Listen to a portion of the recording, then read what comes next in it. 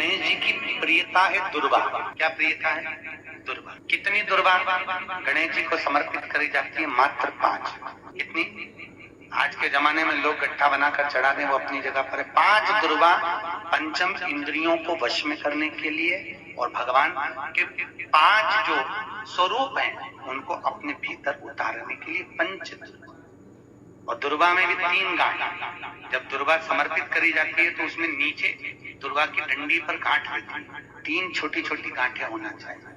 कितनी गांठ? जो भगवान को समर्पित करी जाती। जिसके घर में संपदा की कमी पड़ती हो, बीमारियां ज्यादा फैल रही हो, बहुत कष्ट हो महाराज, बहुत ज्यादा दुखी हो महाराज, कोई काम नहीं बन रहा, बहुत तकलीफ में हो, तो शमी पत्र, शमी की पत्ती, जहां गणेश जी का स्थान है वहां पर 5 शमी पत्र 5 समर्पित करें, और शंकर जी के ऊपर 3 शमी पत्र समर्पित करें। बहुत ध्यान देना, 5 शमी पत्र जहां गणेश जी का स्थान है शिवलिंग में वहां समर्पित करें, 3 शमी पत्र शिवलिंग के ऊपर समर्पित करें। 1 शमी पत्र शंकर जी की चौखट पर लेफ्ट भाग में जाते समय, आपका उल्टा हाथ, जब मंदिर से निकलो तो उल्टे हाथ पर लेफ्ट भाग में शंकर जी की चौखट पर समर्पित करें 1 शमी पत्र। और महाराज घी का दिया जहां लेफ्ट भाग में आपने शमी पत्र रखा है, मंदिर में ना दिया लगाकर बाहर की ओर जहां शमी पत्र रखा है उसके ठीक साइड में एक घी का दिया लगा दीजिए। केवल गणेश चतुर्थी से लेकर अनंत चतुर्दशी तक गणेश पुराण कहती है, भगवान गणेश जी का, मोर ध्वज का, मयूर ध्वज गणेश का नाम लेकर जो ये दीप शमी पत्र चढ़ा देता है, उसके घर से कभी रिद्धि सिद्धि नहीं जाती, वैभव प्रतिष्ठा नहीं जाती। कर देख, गणेश जी महाराज और एक शंकर जी, ये 2 देवता ऐसे हैं जिन पे तुलसी नहीं चढ़ती। शंकर पर तुलसी चढ़ा दो तो व्यक्ति रोगीला होता चले जाता है, और गणेश जी को तुलसी चढ़ा दो तो व्यक्ति के घर का धन छिन्न हो जाता है महाराज। इसलिए गणेश जी के भोजन में तुलसी नहीं डलती, क्योंकि वृंदा देवी ने भगवान शंकर के पुत्र विनायक को देखकर विवाह का प्रस्ताव रखा था, पर गणेश जी महाराज ने कह दिया, और तुमने तुलसा भी डाली, तो दोष लगा कि नहीं लगा? अरे बोलो तो, लगा? नहीं लगा। क्यों नहीं लगा? अगर थाली को अंदर से लेकर आए, पुष्टि मार्ग का नियम, जब ठाकुर जी के सामने 56 भोग, कुनवाड़ा, अन्नकूट लग जाता है, लगने के पहले उसको जब लेकर आते हैं रसोई घर से, भोजनशाला से, तो उसमें तुलसी डाल के नहीं लाते। अगर रसोई घर से भोजन में तुलसी डलकर अगर ठाकुर जी के सामने वो थाली रखी, तो ये पक्का है वो थाली ठाकुर जी नहीं जीमेंगे, क्योंकि उसमें तुलसी रखी हुई आई है। हाँ, जब ठाकुर जी के सामने थाली रखा गई और तुमने थाली रखने के बाद में मंदिर के सामने बैठ के फिर तुलसी डाली, तो ठाकुर जी उसको स्वीकार कर लेते हैं। क्यों? क्योंकि 33 करोड़ देवी देवता एक जगह पर विराजमान हैं। जब हम थाली रखते हैं, प्रथम देव उस भाग को ग्रहण कर ले। जब तक तुलसी डालते हैं, प्रथम देव अपनी दृष्टि हटा लेते हैं। समय होता है, एक टाइम होता है, एक पल होता है, एक घड़ी होती है कि गणेश जी महाराज हमारे घर में आ गए। गणेश जी की सबसे पहली जो आरती हो, उस आरती के समय पर अगर धूप बत्ती जलाई जाए या गोबरी को जलाकर उसमें गूगल छोड़ी जाए, और गूगल छोड़ने के बाद गणेश जी का नाम ध्रुम वर्ण कह दिया जाए, तो गणेश जी को तुम्हारे घर की पूजा स्वीकार करना पड़ती है। बस वो समय हम जानते, हम तो बस उतना जानते हैं कि शिव महापुराण में लिखा और मुद्गल पुराण में लिखा, गणेश पुराण में लिखा, गणेश जी का एक नाम होता है ध्रुम वर्ण। क्या नाम है? ध्रुम वर्ण गणेश जी का एक नाम होता है। जब हम धूप जलाकर और धूप लगाने के बाद में गणेश जी की सबसे पहली आरती करने के पहले, अगर हम सबसे पहली आरती गणेश जी की कर रहे हो, अपने घर में स्थापना कर रहे हो, बिठा रहे हो, और तुम चाहते हो कि गणेश जी मेरे घर में आके मेरी पूजा को स्वीकार करें, और जो मांगू मेरा गणेश मुझे दे 10 दिन के अंदर, तो पहला नाम लेकर पुकार लेना, ध्रुम वर्ण विनायक, बैठो, बस काम हो गया। वो फिर ही होकर आता। सुंदर जोड़ी थी शंकर और पार्वती की, सही है कि गलत है? कभी नहीं झगड़ते थे, इसलिए पृथ्वी पर ना तो लक्ष्मी जी के व्रत हैं, न ब्रह्माणी के व्रत हैं, न इंद्राणी के व्रत हैं। अगर पूरी पृथ्वी पर सबसे ज्यादा व्रत किसके हैं? माता पार्वती। तीज का व्रत किसका? पार्वती का। चतुर्थी का व्रत किसका? पार्वती का। चौथ का व्रत किसका? पार्वती का। छठ का व्रत किसका? पार्वती का। जितने व्रत है सब माता पार्वती। गणेश जी मैया को प्रसन्न करने के लिए अष्ट रूप में धारण करते हैं। 8 रूप भगवान गणेश जी ने धारण किए। एक मयूरेश्वर गणेश, दूसरा सिद्धि विनायक, तीसरा बल्लालेश्वर, फिर वरद विनायक, फिर चिंतामणि, फिर गिरजात्मज, फिर भगवान गणेश विघ्नेश्वर अष्ट विनायक, फिर महागणपति। ऐसे गणेश जी के अष्ट नाम हुए। उस समय तिजोरी के अंदर जो गणेश की प्रतिमा रखी जाती है किस नाम से रखी जाती है? तो तिजोरी में हम जो गणेश की प्रतिमा रखते हैं वो वरद विनायक के नाम से रखते हैं। कौन सा गणेश?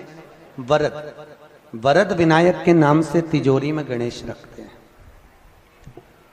और वरद विनायक के नाम से गणेश जी तिजोरी में रखाते हैं। आपको कथा में कहा था, घर में सीधी सूंड का गणेश और व्यापार व्यवसाय ऑफिस में उल्टी सूंड का गणेश होना चाहिए। वरद विनायक को तिजोरी में। जब मकान का गृह प्रवेश होता है तो गणेश जी की पूजन जो दरवाजे पर करी जाती है उसे सिद्धि विनायक गणेश कहते हैं। कौन सा गणेश? सिद्धि विनायक। जब हम घर में शुभ कार्य हो, बंदर बाल लगाएं, कोई दरवाजे पर शुभ लाभ लगाएं या स्वस्तिक बनाएं या माताएं दरवाजे पर रंगोली डाले तो उसी समय पर सिद्धि विनायक के नाम से रंगोली डालना चाहिए। तो घर में लक्ष्मी बढ़ती है, सिद्धता बढ़ती है। याद रखिए, कभी भी गणेश जी को, मिट्टी के गणेश जी लाते हो भादो महीने में, तो विसर्जन करो तो विसर्जन के समय पर 2 बिंदी, एक कंकु की एक हल्दी की, दीवार पर जरूर लगा देना चाहिए। क्यों?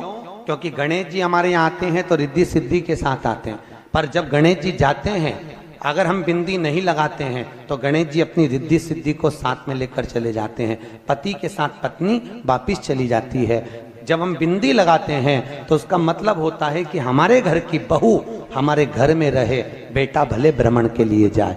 तो गणेश जी जाते हैं, रिद्धि सिद्धि घर में रह जाती है। इसलिए रिद्धि सिद्धि को घर में रखने के लिए 2 बिंदी लगाना चाहिए, एक कुंकू की, एक हल्दी। रिद्धि सिद्धि। गणेश जी की प्रियता है दुर्वा। क्या प्रियता है? दुर्वा। कितनी दुर्वा गणेश जी को समर्पित करी जाती है? मात्र 5। कितनी? आज के जमाने में लोग गट्ठा बनाकर चढ़ा दें, वो अपनी जगह पर 5 दुर्वा पंचम इंद्रियों को वश में करने के लिए और भगवान के 5 जो स्वरूप हैं उनको अपने भीतर उतारने के लिए 5 दुर्वा। और दुर्वा में भी 3 गांठ।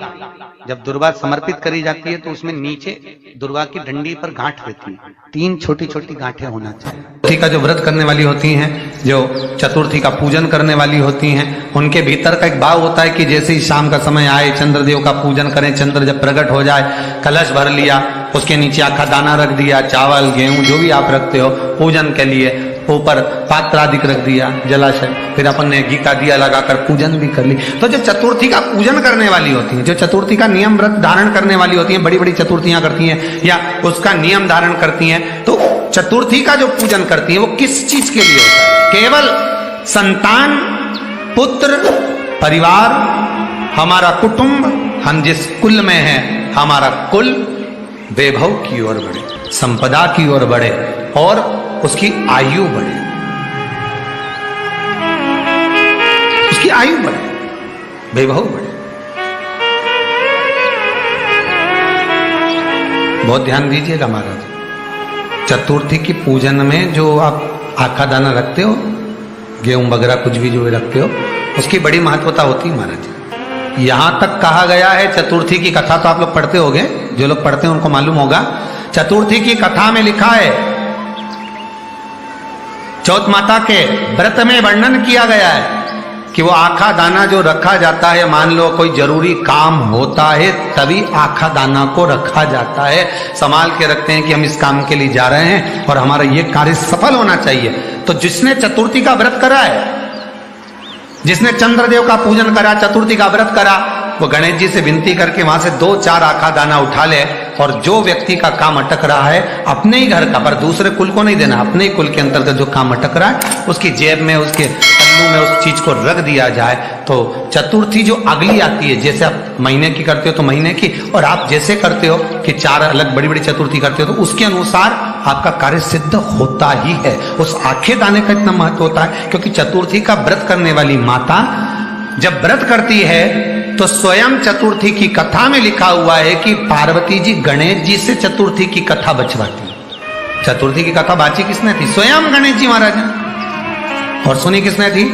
माता पार्वती। बाचने वाले गणेश जी थे, सुनने वाली माता पार्वती थी। तो चतुर्थी की कथा जब होती है तो उसको स्वयं गणेश जी बाच रहे हैं। तो व्रत कौन सुन रही है? माता पार्वती। और आपने जो आखा दाना लिया वो गणेश जी के भाव से लिया, गणेश जी से निवेदन करके, विनय करके, प्रार्थना कर उसको प्राप्त किया।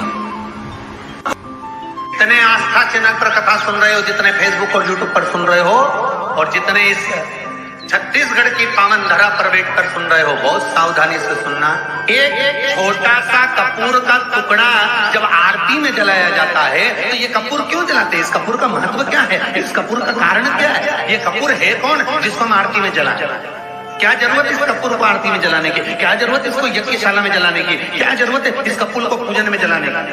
स्वयं गुरु बाबा कहते हैं यदि कोई आरती में, पूजन में, घर में एक कपूर का टुकड़ा आरती के बाद में जब समर्पित करेगा तो उसको अश्वमेध यज्ञ का पुण्य प्राप्त हो जाएगा। अश्वमेध यज्ञ के पुण्य को पाने के लिए कपूर का टुकड़ा आज भी आरती में जलाया जाएगा।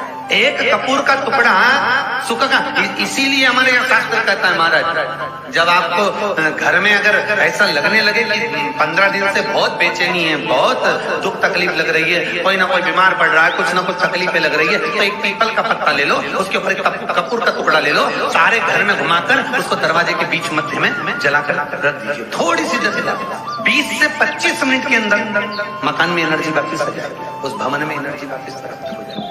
20 से 25 मिनट के अंदर एनर्जी वापस। लग रहा है कि यहाँ नेगेटिव है तो उसको पॉजिटिव बनाया जा सकता है। रात को 12 बजे शंकर जी के मंदिर में शिवलिंग पर चढ़ी हुई बेलपत्री को उठाकर शंकर मंदिर का शिखर देखकर चबा चबा कर खा लीजिए।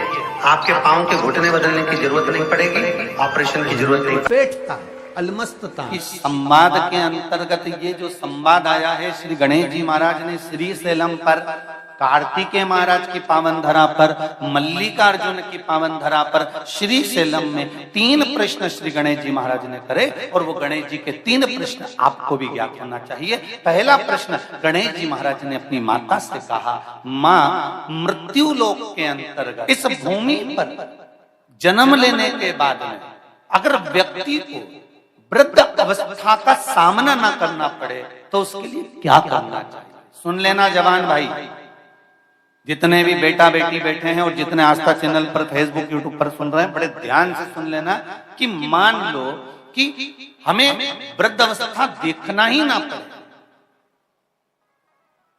उसके लिए क्या करना पड़े?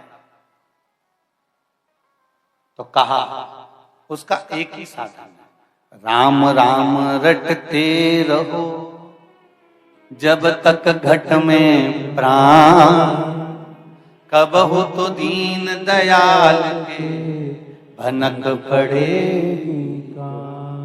महाराज एक कर्म करते रहो, तुम्हारा कर्म जरूर करो, काम करते करते करते करते करते करते भी भगवत स्मरण करते। धर्म और कर्म, इन दोनों में अंतर क्या है?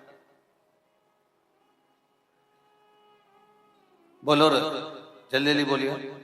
धर्म और कर्म में अंतर क्या है? धर्म अष्ट विनायक में एक विनायक, सबसे प्रबल विनायक, अष्ट विनायक में सबसे प्रबल।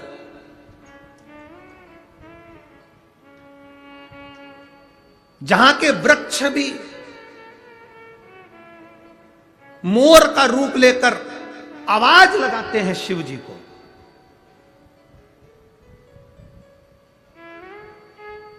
जहां की नदी